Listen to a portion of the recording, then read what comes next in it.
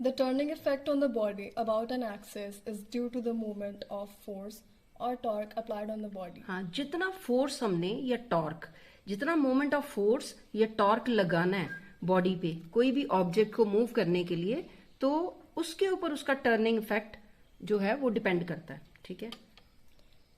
The moment of a force or torque is equal to the product of the magnitude of the force and the perpendicular distance of the line of action of the force from the axis of rotation. हाँ, तो moment of force या torque जो है calculate कैसे करना है. जैसे पीछे भी हमने जब ऊपर ये स्टडी किया था तो हमने देखा था दो फैक्टर्स के ऊपर टॉर्क डिपेंड करता है. तो मोमेंट ऑफ फोर्स या टॉर्क जो है वो किस पे डिपेंड करता है, is equal to product, multiply करनी दो चीजें. कौन कौन सी?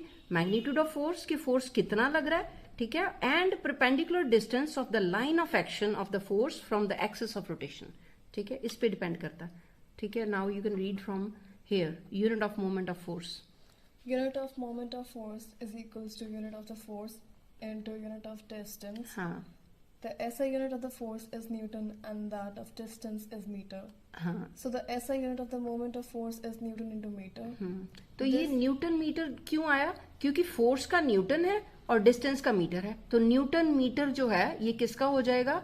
ये यूनिट, ये मोमेंट ऑफ फोर्स का. और मोमेंट ऑफ फोर्स क्या होता है? टॉर्क. ठीक है. तो ये इसका ऐसा ही